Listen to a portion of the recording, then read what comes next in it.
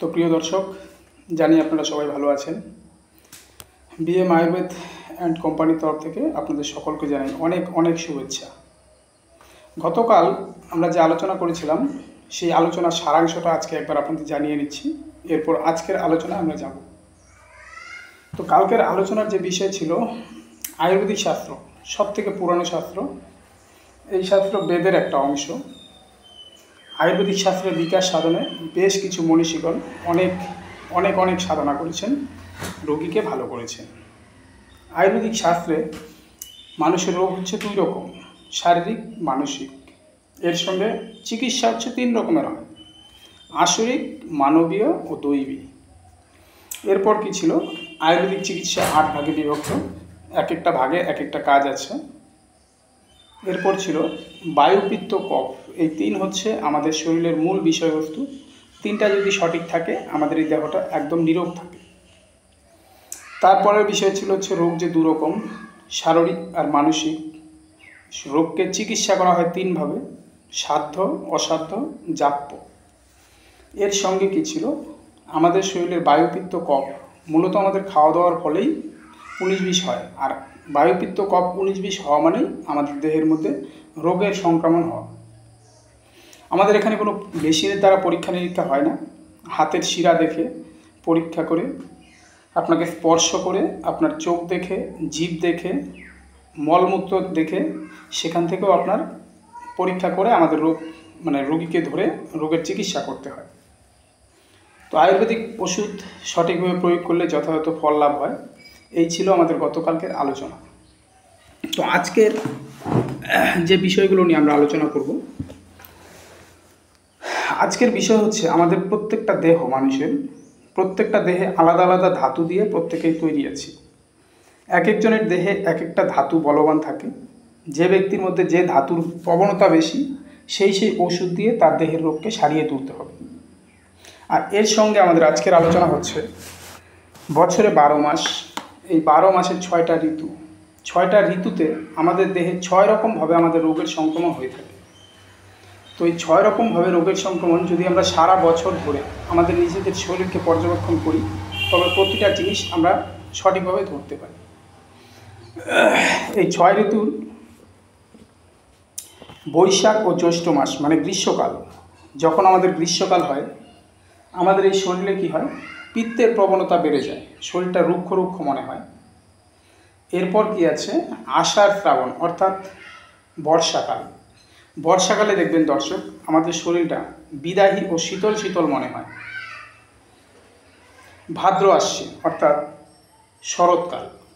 শরৎকালে একটু ভালো করে খেয়াল করে দেখবেন, আমাদের এই শরীরটা একটু উষ্ণ উষ্ণ আর পিত্তকর, মানে পিত্তের প্রভাবটা, টক জলটা মুখে মাঝে মধ্যেই চলে আসে। পৌষ মাঘ অর্থাৎ শীতকাল। শীতকালে আমাদের রুক্ষ শীতল বায়ু বেড়ে যায় আর আমাদের অগ্নি মানে পেটের ভিতরে আগুনটা অনেকটাই বেড়ে যায়। ফাল্গুন চৈত্র অর্থাৎ বসন্তকাল। ফাল্গুন চৈত্র অর্থাৎ বসন্তকাল। বসন্তকালে আমাদের সবথেকে বেশি রোগ যেটা হয়, স্নিগ্ধ, অগ্নি বৃদ্ধিকারক আর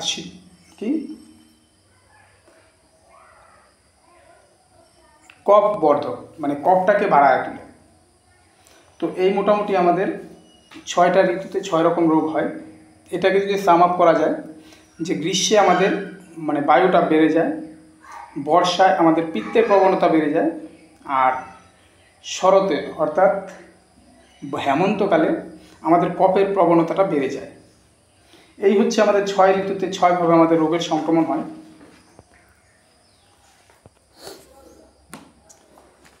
তো আমরা জেনে নিলাম আমাদের রোগ কিভাবে হয়, কখন হয়, রোগের প্রকারভেদ জেনে নিলাম। এবার আজকের বিষয় হচ্ছে আমরা আমাদের স্বাস্থ্যটাকে কি করে ভালো রাখবো, এই স্বাস্থ্য রক্ষার মূল উপাদান কখন কীভাবে কী করতে হবে, এই বিষয়ে আলোচনা হচ্ছে। তো এর আগে জেনে নিই স্বাস্থ্য কী। কোনো একটা শক্তি আছে, যে শক্তি আমাদের শরীর আর এই মনটাকে সবসময় প্রফুল্ল মানে আনন্দিত রাখে। যার শরীর আর মন দুইটাই আনন্দিত থাকে তার স্বাস্থ্য ভালো। যার শরীর ভালো নেই, মনে সুখ শান্তি নেই, তার স্বাস্থ্য একরকম খারাপ। এই সংসারে যদি কারোর শরীরের মধ্যে রোগ থাকে, তার কিন্তু কোনোভাবেই শান্তি থাকে না শরীরে, সে সুখ জিনিসটা খুঁজে পায় না। তো আমরা যেন সুখী হতে পারি, এই জন্য আমাদের স্বাস্থ্য রক্ষার বেশ কিছু নিয়ম আছে। নিয়মগুলো কি কি? সবার প্রথম আমাদের সূর্য ওঠার কিছুক্ষণ আগে ঘুম থেকে উঠতে হবে, মলমূত্র ত্যাগ করে হাত মুখ ধুয়ে তারপর আমাদের বেরোতে হচ্ছে। এবার কি করতে হবে? সকালে উঠে দাঁত ঘষতে হবে। দাঁত ঘষাটা সকালে বিকালে দিনে 2বার করে দাঁত ঘষা সব থেকে ভালো। তবে এই দাঁত ঘষার ক্ষেত্রেও কিছু কিছু আলোচনা রয়েছে, যেমন অজীর্ণ রোগী, কাশ, শ্বাস, বাত, চোখ আর এইসব যাদের রোগ আছে তারা কিন্তু কাঠ দিয়ে দাঁত ঘষতে পারছেন না। তাদের কি করতে হবে? টুথপেস্ট, চাকরি আর খুঁটের ছাই এই ধরনের জিনিস দিয়ে দাঁত ঘষতে হচ্ছে। এরপর কি চলে আসে সকালের দিক থেকে ব্যায়াম। তো ব্যায়ামটা বিশেষত শীত আর বসন্তকালে সকালবেলা উঠে সামান্য ব্যায়াম করা খুবই ভালো। অতিরিক্ত ব্যায়াম, সারা বছর ব্যায়াম অনেক সময় শরীরের পক্ষে অহিতকর হয়। তবে এই ব্যায়ামটাও বালক, বৃদ্ধ, অজীর্ণ আর বাতপিত্ত যাদের আছে তাদের কিন্তু সকালে উঠে ব্যায়াম করার কোনো প্রয়োজন নেই। তারা সামান্য একটু হাঁটবে, তাতেই তাদের হয়ে যাবে। এছাড়াও সবথেকে বড় কথা, যারা দৈনন্দিন কাজকর্মে সারাদিন অতিরিক্ত পরিশ্রম করে থাকেন তাদেরও কিন্তু ব্যায়াম করার কোনো প্রয়োজন নেই। অতিরিক্ত ব্যায়াম সবসময় শরীরের জন্য হানিকারক হয়ে থাকে। এরপর আসে আমাদের স্নান করতে হবে। স্নানটা কি? আমাদের এই ভারতবর্ষ হচ্ছে গ্রীষ্মপ্রধান দেশ। এখানে সারা বছর না তো বরফ পড়ে, সারা বছর না তো অতিরিক্ত গরম থাকে। আমাদের একটা গ্রীষ্মপ্রধান, মানে এখানে শীত গ্রীষ্ম মানে মাঝামাঝি থাকে। তো সেইখানে আমাদের এই দেশে যাদের চামড়ায় কোনো সমস্যা আছে, চর্মরোগ আছে, তাদের স্নান করার আগে শরীরে ভালো করে সরষের তেল মেখে স্নান করবেন। দেখবেন মোটামুটি 1 থেকে 1.5 মাসের মধ্যে আপনাদের শরীরে চর্মরোগ ধীরে ধীরে ভালো হয়ে গেছে। যাদের শরীরে বাত আর পিত্ত আর এই দুইটার সমস্যা আছে তারা স্নানের আগে শরীরে ভালো করে নারকেল তেল দিয়ে নেবেন, তাহলে আপনাদের দেখবেন বাত পিত্ত অনেকটাই কন্ট্রোলে চলে আসবে। আর যাদের শরীরে আছে বাত, পিত্ত, কফ মানে ত্রিদোষ, 3টাই দোষ আছে, তারা সবসময় স্নানের আগে শরীরে তিল তেল ব্যবহার করবেন। তিল তেল ব্যবহার করলে দেখবেন আপনাদের বাত, পিত্ত, কফ এই 3টাতেই আপনার শরীর একদম মোটামুটি অনেক সুস্থ হয়ে যাবে। তো এই স্নান করাটাও যখন আপনি ভালো আছেন তখনও দুপুরে খাওয়ার পর এবং সন্ধ্যায় খাওয়ার পর স্নান করবেন না। স্নানটা সবসময় খাওয়ার আগে করবেন। আর এছাড়াও কি আছে, স্নানের ক্ষেত্রেও যাদের মুখের সমস্যা আছে, যাদের চোখের সমস্যা আছে, যাদের কানের বিভিন্ন রোগ আছে, এছাড়াও মনে করেন অতিসার, পিনস, নতুন নতুন জ্বরে আক্রমণ করছে, এই ধরনের ব্যক্তিগণ আপনারা কিন্তু আপনাদের যে চিকিৎসক আছে তার কাছে শুনে সেই অনুযায়ী স্নানটা করবেন। প্রতিদিন যদি আমরা স্নান করি আমাদের এই শরীর আর মন দুটোই খুব ভালো প্রফুল্লিত থাকে। কেননা আমাদের এই শরীরের পঞ্চভূতের তত্ত্বের মধ্যে জলের তত্ত্ব আছে, আর সেই জল শরীরের জলের সঙ্গে বাইরের জলের যখন সংমিশ্রণ হয় তখন শরীরটা অনেকটাই রিফ্রেশ মনে হয়। তাই স্নানটা প্রতিদিন করা একদম অবশ্যই কর্তব্য। এবার চলে আসছি আমাদের খাওয়া দাওয়ার বিষয়ে। খাওয়া দাওয়া কি? আমাদের প্রত্যেক দিন পরিমিত খাবার খেতে হবে। পরিমিত বলতে আপনার যতটুকু খাদ্য তার থেকে 1 মুঠ কম খাবেন। আপনি যদি অতিরিক্ত খান বা খুব কম খান, শরীর শুকানোর জন্য খুব কম খান, তবে কিন্তু আপনি অগ্নিমন্দাদি জটিল রোগের মধ্যে পড়ে যাবেন। খাওয়ার সঙ্গে কোনো সময় জল খাবেন না। জল খাওয়ার আগেও যে খেয়ে নেবেন পেট ভরে সেটাও করবেন না, খাওয়ার পরে জল খাবেন। আর যাদের খাওয়ার সঙ্গে জল খেলে অনেক সময় গলায় আটকে যায়, আপনারা খাওয়ার সঙ্গে কোনোটাই জল নেবেন না। খাওয়াটাকে ভালো করে আস্তে আস্তে চিবিয়ে চিবিয়ে চিবিয়ে চিবিয়ে খাবেন। দেখবেন আপনাকে এক্সট্রা জল নেওয়ার প্রয়োজন হচ্ছে না। আপনার মুখের জল দিয়ে, মুখের লালা দিয়ে আপনার খাওয়ার অবশ্যই হজম হয়ে যাবে, কিন্তু অনেকক্ষণ ধরে চিবাতে হবে। এই খাওয়ার ক্ষেত্রেও কি, রাত্রে বা খাওয়ার পরে দই খাওয়া যাবে না। দইটা কী করতে হবে? খাওয়ার সঙ্গে বা খাওয়ার আগে খেতে হবে। এবার খাওয়া দাওয়ার পরে আপনি দুধ আর না হলে পায়েস, এই দুইটার থেকে যে কোনো একটা নিতে পারেন, আপনার শরীরের জন্য খুবই পুষ্টিকর থাকবে। তো দই কোনো সময় খাওয়ার পরে খাওয়া যাবে না। খাওয়া দাওয়া হয়ে গেল, খাওয়া দাওয়া করে ওঠার পর আপনি পান, সুপারি, চুন এর সংমিশ্রণ অল্প পরিমাণ নিতে পারেন। তবে কোনোভাবেই আপনি পান, সুপারি, চুন বেশি নেবেন না, কারণ অতিরিক্ত পান খাওয়া শরীরের জন্য অহিতকর। এর সঙ্গে কি, পান, সুপারি, চুনের বাইরে আপনি জর্দা, গুটকা, দোক্তা যা কিছু নিচ্ছেন, মুখের স্বাদে নিচ্ছেন, কিন্তু মুখের স্বাদে বলতে আপনার মুখে যতটা স্বাদ আসছে আপনার শরীরের জন্য সেটা ততটাই ক্ষতিকারক। এবার কি, খাওয়া দাওয়া হয়ে গেল, স্নান হয়ে গেল, ব্যায়াম হয়ে গেল, এবার একটু ঘোরাঘুরির ব্যাপার তো থাকছেই, সঙ্গে শয়ন থাকছে। তো ঘোরাঘুরির যে বিষয়টা, ডেইলি দুপুরের পরে মানে সন্ধ্যার আগে এই যে একটা সময় হয়, অপরাহ্ন বলে এটাকে, এই সময় খালি পায়ে যদি আপনি নদীর পাড়ে হাঁটাহাঁটি করতে পারেন কিছুক্ষণ, বা কোনো একটা ফাঁকা মাঠের মধ্যে আপনি কিছুক্ষণ হাঁটাহাঁটি করতে পারেন, আপনার শরীরের জন্য খুবই খুবই ভালো। কিন্তু হাঁটাহাঁটিটা খালি পায়ে করবেন, ঘাসের উপরে, নগ্ন পদে বলা আছে বইয়ের ভাষায়। তো এই জিনিসটা করবেন, খালি পায়ে ডেইলি একটু সময় হাঁটবেন বিকেলের দিকে। আর সকালে তো যখন ব্যায়াম করবেন তখন তো একটু হাঁটাহাঁটি করবেন। এতে দেখবেন শরীরের আপনার অনেক অনেক উপকার হবে।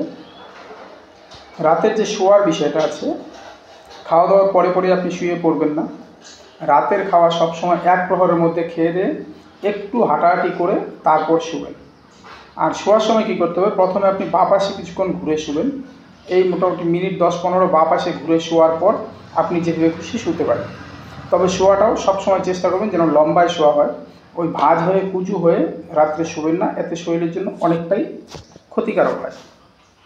কোনোভাবেই দুপুরে খাওয়া দাওয়ার পরে শোয়া চলবে না। আপনি অনেককেই দেখি যে দুপুরে খাওয়া দাওয়ার পরে শুয়ে পড়ে, এইটা ওর শরীরের রোগকে বাঁধার জন্য আমন্ত্রণ জানানো হয়। কিন্তু এখানেও বিকল্প আছে। যারা খুবই দুর্বল, যারা বৃদ্ধ, যারা শোকার্ত, যাদের মানসিক সমস্যা আছে, কাশের সমস্যা আছে, আবার যারা রাত্র জেগে কাজ করে, ওদের তো ঘুমাতেই হবে দিনের বেলা। তবে খাওয়া দাওয়ার পর একটু সময় আপনারা হাঁটাহাঁটি করে তারপরে শুবেন। খাওয়া দাওয়ার পরে পরেই শুয়ে পড়বেন না।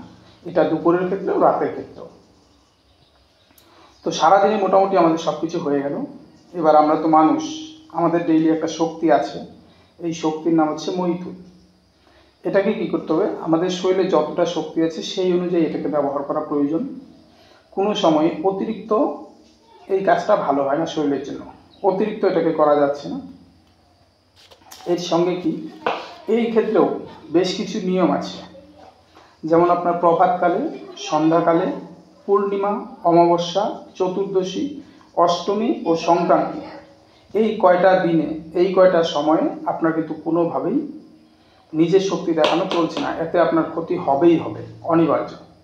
তবে বহুদিন ব্যবধানের পর অনেক সময় অনেকেই বাইরের থেকে আসে, অনেক সময় অনেকেই কী হয়, চাকরি বাকরি থেকে আসার পর মানে সময় খুব সংকীর্ণ থাকে, সেইখানে তাদের জন্য ছাড় দিতেই হবে, না হলে তো আবার আমারই মার দিতে হবে। এতদিন পরে বাইরে থেকে আসলাম, তুমি নিয়ম দেখাচ্ছ, এটা তো হয় না। তো এই জিনিসটা আপনারা মাথায় রাখবেন, যারা বাড়িতে আছেন ব্যক্তিগত শক্তি অনুযায়ী নিজের শক্তি দেখাবেন। আর প্রভাতকালে, সন্ধ্যাকালে, পূর্ণিমা, অমাবস্যা, অষ্টমী, চতুর্দশী, সংক্রান্তি, এই কয়টা দিন আর সময়কে আপনাকে অবশ্যই মানতে হবে। আরেকটা কথা, সেই সঙ্গে যাদের জরাদি জটিল রোগ আছে তারা কিন্তু এই মৈথুনে প্রবৃত্ত হবেন না। কেননা আপনার রোগে আপনার যদি সম্পর্ক হয়, সেই ক্ষেত্রে আপনার শরীর তো ভালো হবেই না, সঙ্গে আপনার পাশের বন্ধুরও কিন্তু সংক্রমণ ছড়াতে সময় লাগবে না। এর সঙ্গে কী আছে, আমাদের কোষ্ঠ পরিষ্কার, মানে আমরা প্রতিদিন খেতে তো হয়, না খেলে তো বাঁচতে পারি না। এবার যেরকম খেতে হয় সেরকম আমাদের মলটাকে প্রতিদিন বের করাটাও অবশ্যই দায়িত্বের মধ্যে পড়ে। যদি আপনার নিয়মিত নর্মালভাবে কোষ্ঠ পরিষ্কার না হয়, আপনি আয়ুর্বেদিক বিভিন্ন গাছন্ত ওষুধ নিয়ে হলেও কোষ্ঠটাকে ডেইলি পরিষ্কার রাখবেন, মানে পায়খানাটাকে পরিষ্কার রাখবেন। তো আজকের ভিডিওটা মোটামুটি 12-13 মিনিট হয়ে গেল। সেই সঙ্গে সকালে উঠে আপনি কি খাবেন এক লাইন বলে আমি শেষ করে দেবো আজকের ভিডিওটা। সকালবেলা রোজ সকালে ঘুম থেকে উঠে হাত মুখ ধুয়ে সামান্য একটু কিছু খেয়ে 2-1টা ফলমূল খাবেন, আর বিভিন্ন পাতালতা জড়িবুটির গাছের রস সকালবেলা নেবেন। এতে আপনার শরীর আর স্বাস্থ্যের জন্য খুবই মঙ্গলজনক হবে। তো বন্ধুরা, একটা ভিডিও বানাতে গেলে যেভাবে আমরা ভাবি, ভাবনায় আসে অনেক কিছু, যখন বলতে যাই ভিতর হয়ে যায় খালি। আপনারা লাইক, কমেন্ট আর শেয়ারের মধ্য দিয়ে আমার মনোবলটা বাড়িয়ে রাখবেন, যেন আমি আমার ভিতরে যা আছে সম্পূর্ণ কিছু আপনাদের সঙ্গে খোলাসাভাবে বলতে পারি। এখনও অনেক সমস্যা হচ্ছে।